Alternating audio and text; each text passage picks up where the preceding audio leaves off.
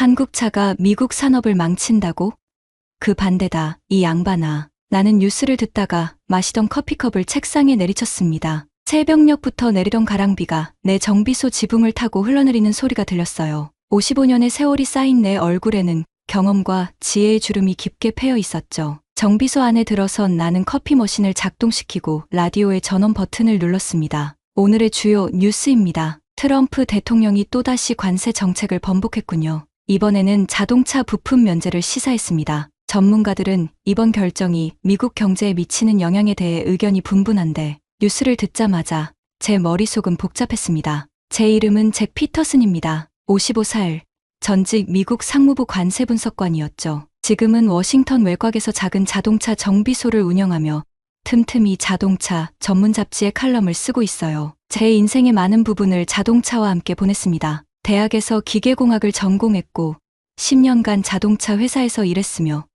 그 후 15년을 상무부에서 보냈죠. 검은 커피가 서류와 도면 위로 쏟아졌어요. 내 얼굴에는 분노와 실망이 뒤섞였습니다. 창밖을 응시하며 빗방울에 젖은 창문 너머로 현대 제네시스 한 대가 서 있는 것을 보았죠. 얼마나 뛰어난 자동차인지 나는 누구보다 잘 알았어요. 이럴 줄 알았다. 또 이러네. 내 손가락 마디가 하얗게 변할 정도로 렌치를 꽉 움켜쥐었습니다. 내 머릿속은 복잡했어요. 열해 전 내가 미국 상무부 관세분석관으로 일하던 시절의 기억이 물밀듯 밀려왔죠. 당시 나는 한국 자동차 산업에 대한 깊은 분석 보고서를 작성했었습니다. 매주 밤을 새워가며 데이터를 분석했고 현장을 직접 방문했으며 한국 엔지니어들과 수십 번의 미팅을 가졌어요. 이건 단순한 무역 갈등이 아니야. 기술의 미래를 두고 벌이는 전쟁이지. 나는 벽에 걸린 자동차 도면들을 바라보았습니다. 소비자들은 브랜드와 외관만 보지만 진짜 자동차의 가치는 보이지 않는 곳에 있다는 걸 나는 알았죠.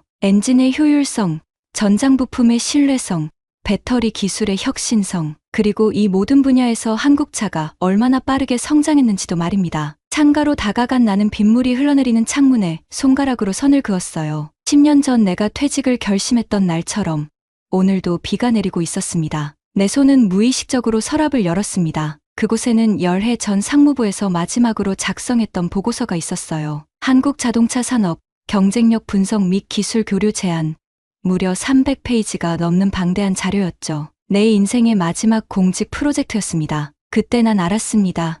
한국 자동차의 위대함을요. 커피가 쏟아진 서류들을 닦으며 과거로 돌아갔어요. 2014년 나는 한국 울산에 있는 현대자동차 공장을 방문했었습니다. 자동화된 생산 라인, 품질 검사 시스템, 연구개발 시설을 둘러보았죠. 미국 상무부 대표단 중 유일하게 자동차 전문가였던 나는 보이지 않는 혁신을 발견했습니다. 세계 최대 규모의 단일 자동차 공장이라고 했죠. 나를 안내하던 김 부장의 말이 귀에 울렸어요. 공장 내부로 들어서자 로봇팔이 정확하게 움직이며 차체를 조립하는 모습이 눈앞에 펼쳐졌습니다. 자동화율이 95%에 달한다고 했죠. 미국 디트로이트의 공장들보다 훨씬 앞서 있었어요. 특히 놀라웠던 건 품질 검사 시스템이었습니다. 레이저 측정기로 미세한 오차까지 잡아내는 기술은 당시 미국에서도 보기 힘든 수준이었죠. 이건 우리가 개발한 스마트 팩토리 시스템입니다. 불량률이 10만 분의 3 이하로 떨어졌어요. 김 부장의 설명에 나는 메모를 하느라 바빴습니다. 그때 옆에 있던 다른 대표 단원이 내게 속삭였어요.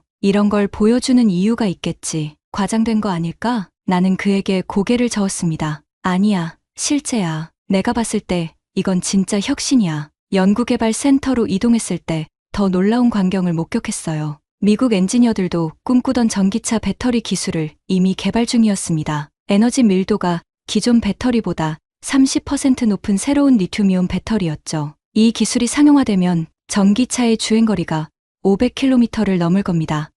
김 부장이 자랑스럽게 말했어요. 당시에는 테슬라조차 그런 수준에 도달하지 못했던 때였습니다. 나는 그 자리에서 미래를 보고 있었죠. 울산을 떠나기 전날 밤, 김 부장과 소주를 마시며 깊은 대화를 나눴어요. 그는 한국 자동차 산업의 비전을 열정적으로 설명했습니다. 피터슨 씨, 우리는 단순히 자동차를 만드는 것이 아닙니다. 미래 모빌리티를 재정의하고 있어요. 수소차, 자율주행, 커넥티드 카, 이 모든 기술을 실현할 준비가 되어 있습니다. 그날 밤 호텔로 돌아와 보고서 초안을 쓰기 시작했어요. 미국은 한국을 단순한 경쟁자가 아닌 기술 파트너로 봐야 한다라고 썼죠. 토요타도 폭스바겐도 긴장하더군. 하지만 지금 미국 정부는 이를 무시하고 있다. 워싱턴으로 돌아온 후 내 보고서는 상부에서 너무 친한국적이라는 비판을 받았습니다. 그들이 원했던 건 한국 자동차의 약점을 지적하는 내용이었죠. 하지만 나는 사실만을 썼어요. 그리고 그 사실은 한국이 이미 우리를 앞서가고 있다는 것이었습니다.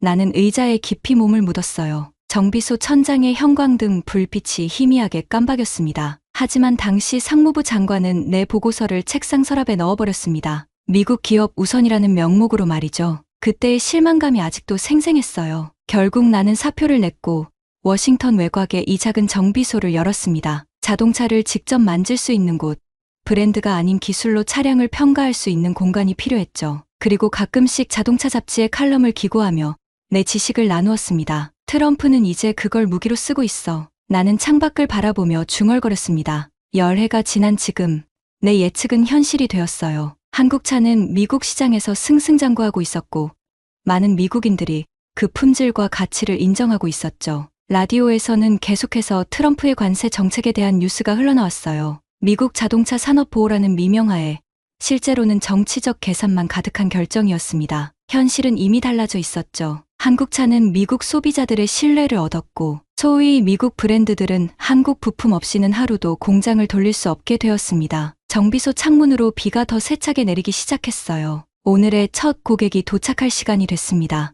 나는 툴박스에서 도구들을 꺼내며 한숨을 내쉬었죠. 이제 상무부 분석관이 아닌 정비공으로서 나는 매일 한국차의 품질을 직접 확인하고 있었습니다. 그리고 그것은 내가 열해 전에 예측했던 것보다 훨씬 더 뛰어났어요. 정책은 바뀔 수 있어도 기술의 진실은 바뀌지 않아. 정비소 문이 열리고 첫 고객이 들어왔습니다. 흰 현대 산타페를 모는 페레즈 부부였어요. 멕시코계 이민자인 이 부부는 제 단골 고객이었죠. 잭, 오늘도 일찍 오셨네요. 호세 페레즈가 웃으며 말했습니다. 항상 그렇죠. 차 상태는 어떠세요?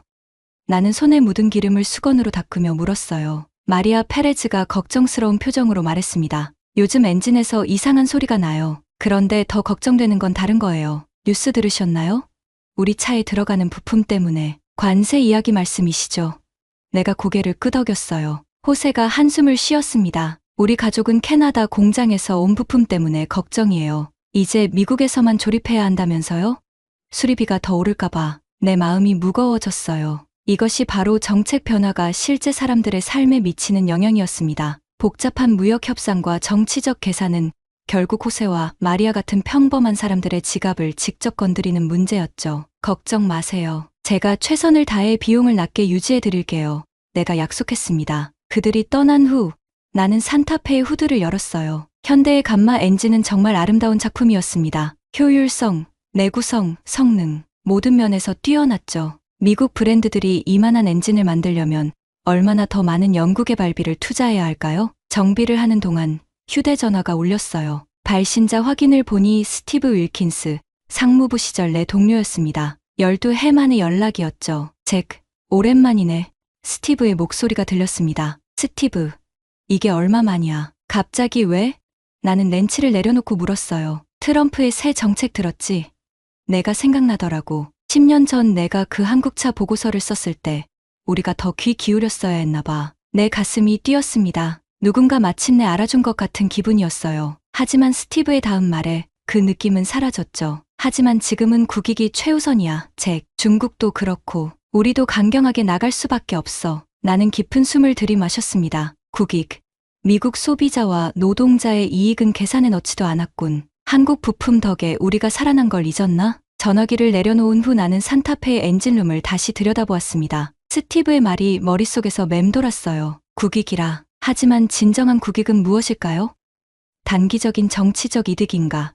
아니면 장기적인 기술 발전과 소비자 이익인가? 이걸 좀 봐. 내가 중얼거렸습니다. 이렇게 정교한 설계를 왜 못 알아보는 거지? 산타페의 엔진 컨트롤 유닛을 살펴보니 한국의 기술력이 더욱 확실히 느껴졌어요. 10년 전 내가 울산에서 본 연구소의 청사진이 현실화된 제품이었죠. 당시에는 종이 위의 계획에 불과했던 기술이 이제 미국 도로를 달리는 차량 속에 담겨 있었습니다. 정비를 마치고 나서 컴퓨터 앞에 앉았어요. 오늘의 뉴스를 더 자세히 확인하고 싶었습니다. 브라우저를 열자 월스트리트 저널 헤드라인이 눈에 들어왔죠. 트럼프 대통령의 관세 유예 발언에 자동차 관련주 급등, 현대 기아차 미국 주가 15% 상승, 나는 뉴욕 증시 차트를 열심히 들여다보았어요. 자동차 관련 주식이 모두 급등하고 있었습니다. 표면적으로는 트럼프의 유해 검토 발언 덕분이었죠. 하지만 나는 진짜 원인을 알고 있었습니다. 정치적 발언보다 더 깊은 곳에 진실이 있지. 증시의 움직임 뒤에는 한국산 엔진,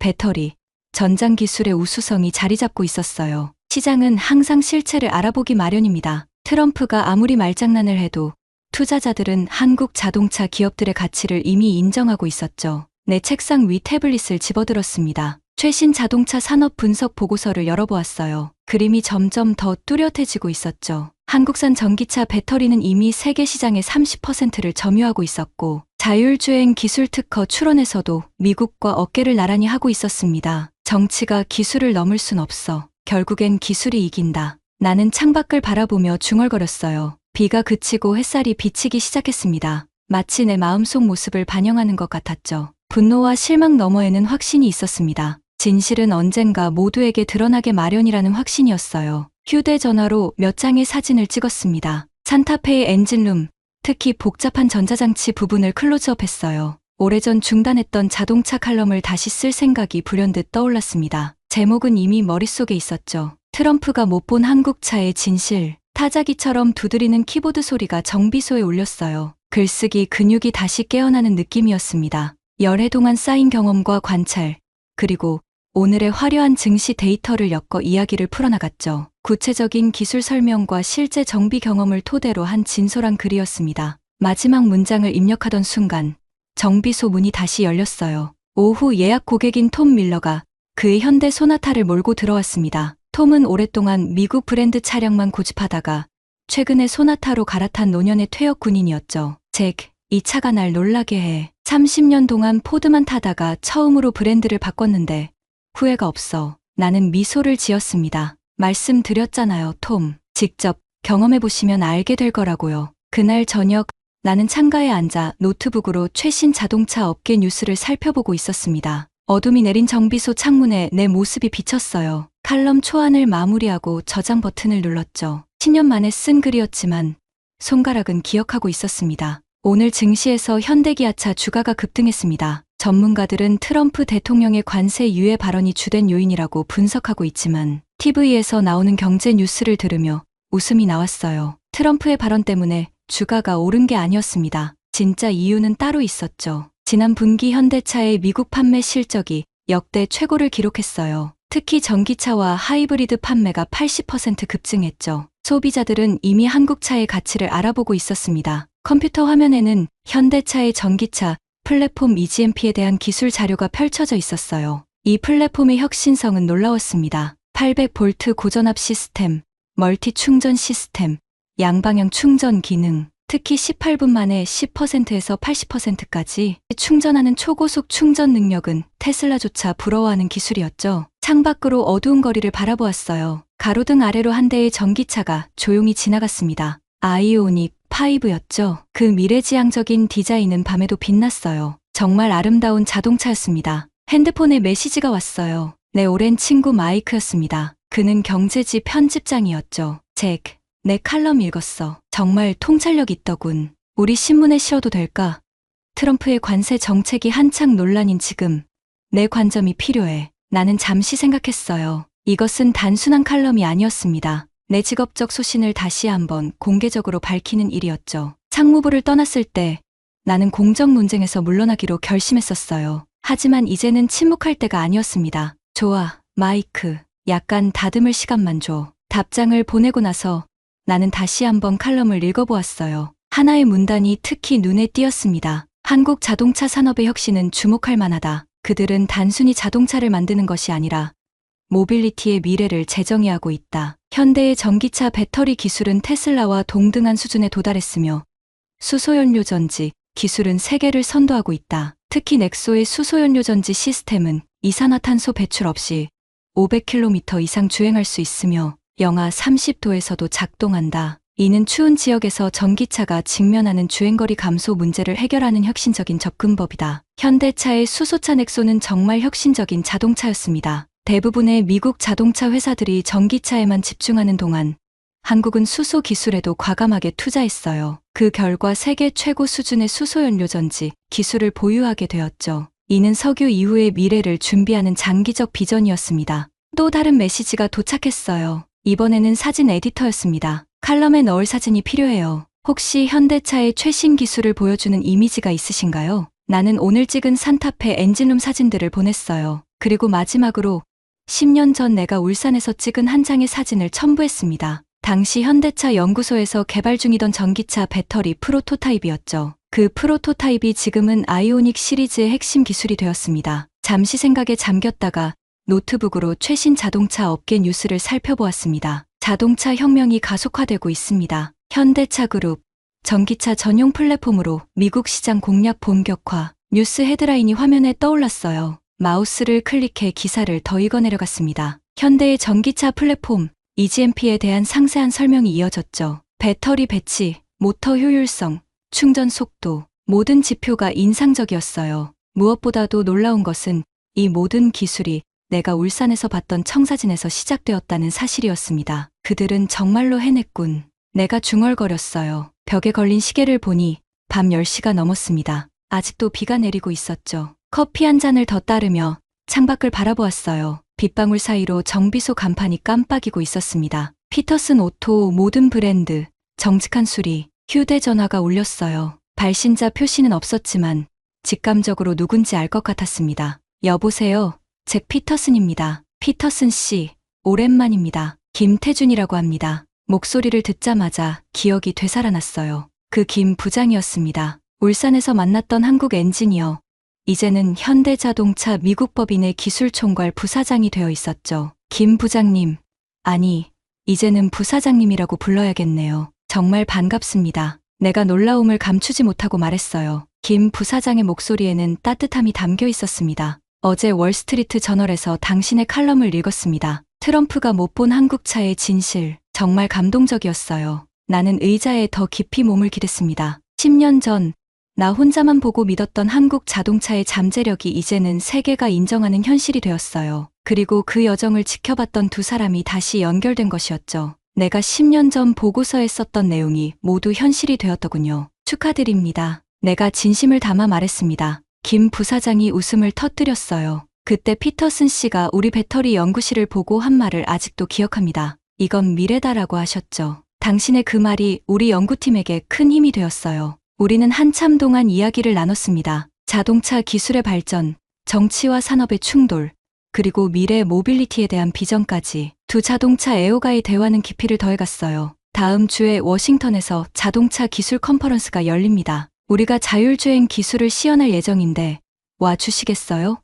김 부사장이 제안했습니다. 물론이죠. 꼭 가겠습니다. 전화를 끊고 나서도 한동안 자리에서 일어나지 못했어요. 가슴 속에서 무언가가 움직이는 느낌이었습니다. 오랫동안 잊고 있던 열정, 내가 정말로 좋아하고 믿는 일에 대한 목소리를 다시 찾고 싶은 욕구가 피어오르고 있었죠. 컨퍼런스 당일 워싱턴 컨벤션 센터는 자동차 업계 사람들로 북적였습니다. 미래 모빌리티 자율주행과 전기화의 시대라는 현수막이 입구에 걸려 있었어요. 내가 10년 동안 꿈꿔왔던 미래가 이제는 현실이 되어 눈앞에 펼쳐지고 있었죠. 피터슨 씨, 김 부사장이 나를 발견하고 손을 흔들었습니다. 그의 옆에는 젊은 엔지니어들이 서 있었어요. 우리 연구팀을 소개합니다. 모두 울산에서 온 친구들이죠. 나는 그들과 악수를 나누었습니다. 그들의 눈빛에서 열정과 자신감이 느껴졌어요. 마치 10년 전 울산에서 만났던 젊은 김 부장의 눈빛과 같았죠. 우리의 자율주행 부스를 먼저 보여드리겠습니다. 김 부사장이 안내했어요. 현대차의 자율주행 부스는 컨퍼런스의 중심에 위치해 있었습니다. 투명한 유리 케이스 안에는 자율주행에 두뇌라 할 수 있는 컴퓨터 시스템이 전시되어 있었죠. 그 옆으로는 현대의 아이오닉 자율주행 테스트 장면을 보여주는 대형 스크린이 설치되어 있었어요. 이것이 우리의 레벨 3 자율주행 시스템입니다.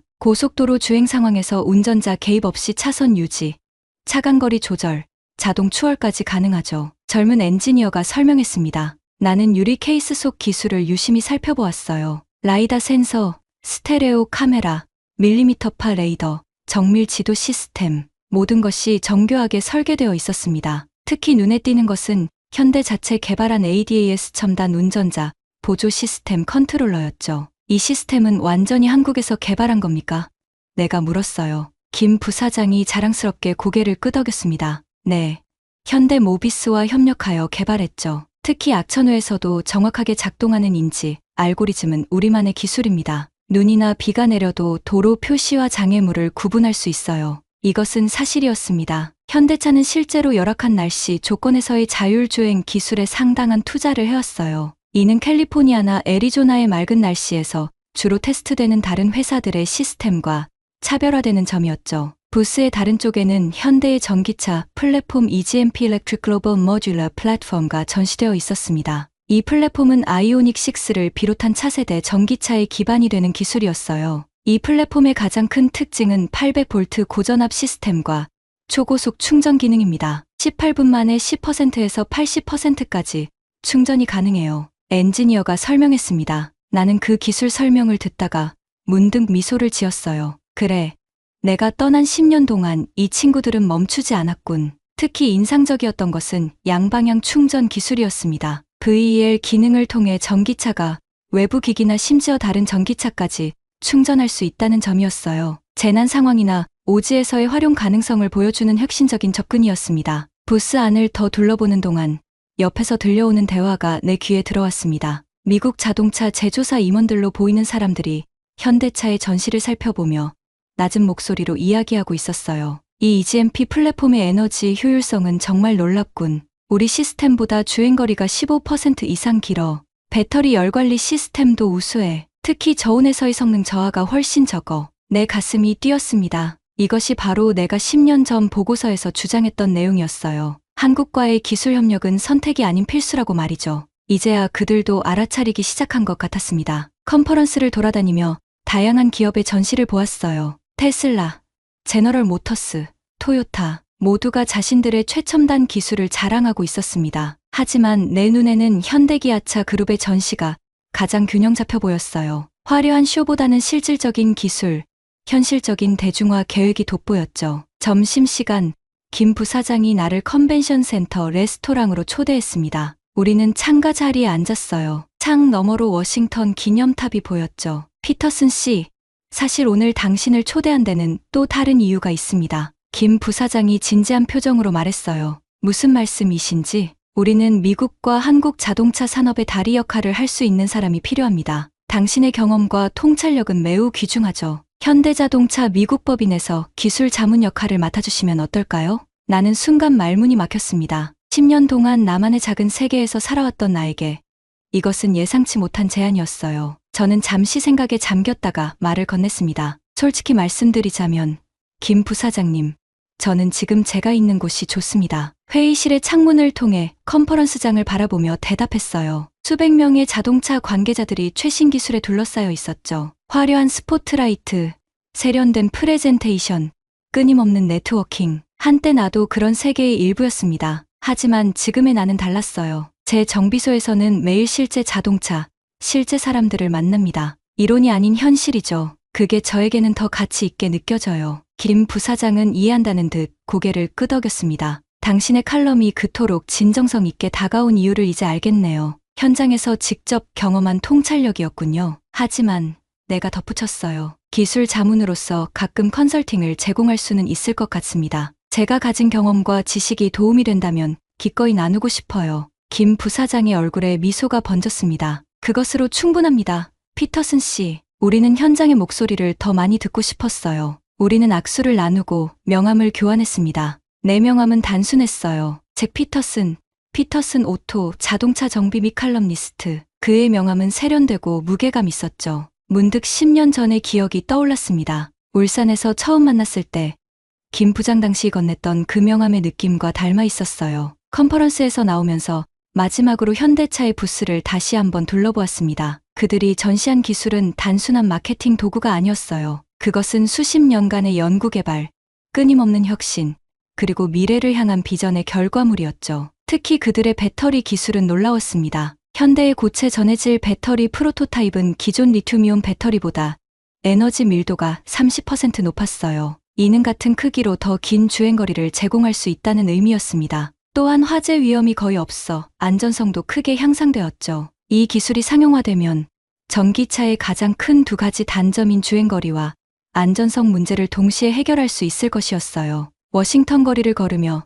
내 정비소로 돌아가는 길, 스마트폰이 울렸습니다. 마이크의 메시지였어요. 잭, 내 칼럼이 뉴욕타임스에도 언급됐어. 후속 글을 써줄 수 있겠나?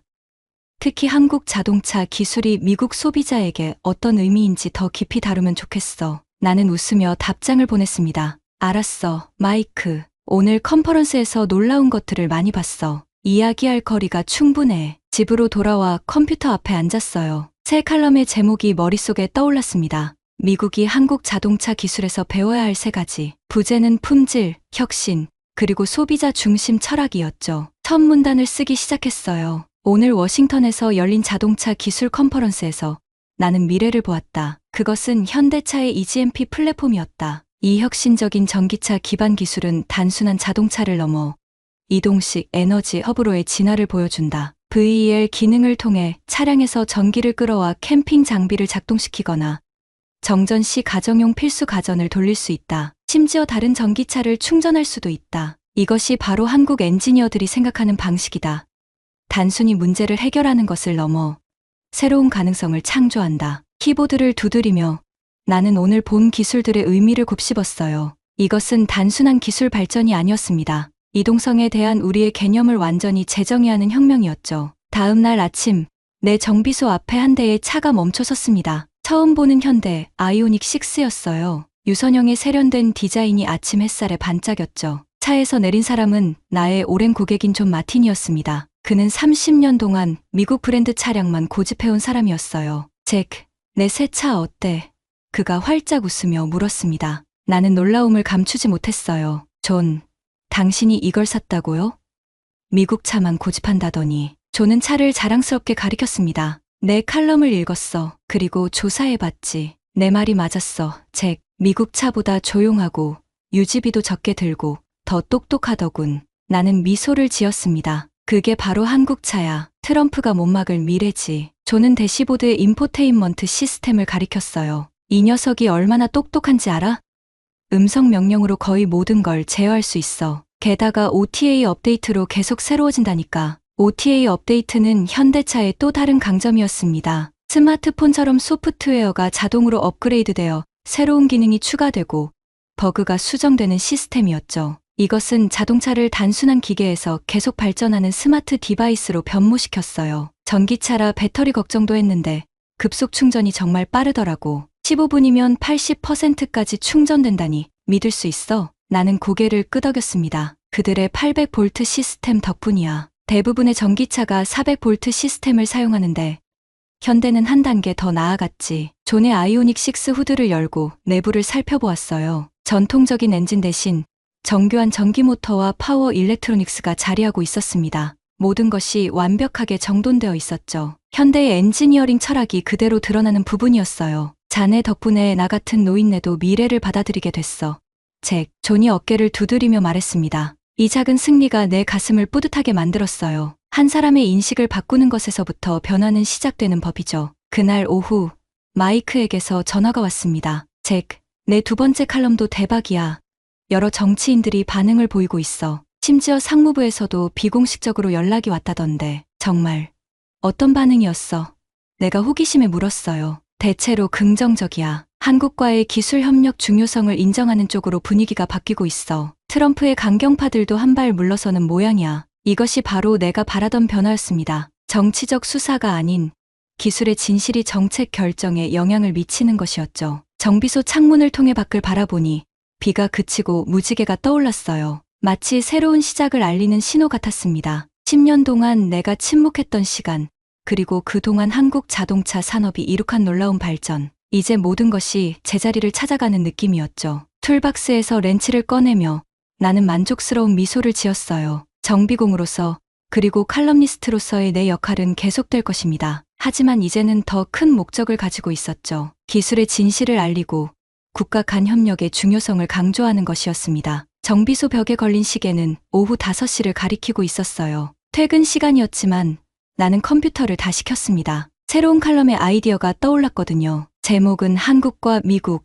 자동차 기술의 공동 미래였습니다. 정치가 기술을 넘을 순 없어. 결국엔 기술이 이긴다. 내가 미소 지으며 첫 문장을 입력했어요. 창밖으로는 존의 아이오닉 6가 조용히 거리를 빠져나가고 있었습니다. 미래는 이미 도착했고 그것은 우리가 생각했던 것보다 훨씬 더 밝고 희망찼습니다. 이렇게 한국 자동차 기술에 대한 진실을 알리는 제 작은 노력이 변화의 시작이 되었습니다. 트럼프의 관세 정책은 결국 시대의 흐름을 막지 못할 겁니다. 정치적 계산으로 잠시 산업을 흔들 수는 있겠지만 우수한 기술은 항상 소비자의 선택을 받게 되어 있으니까요. 한국 자동차의 진가는 이미 증명되었고 어떤 관세 장벽도 그 혁신을 막을 수는 없을 겁니다. 미래는 국경을 초월한 협력에 있다는 걸 언젠가 그도 깨닫게 되겠죠.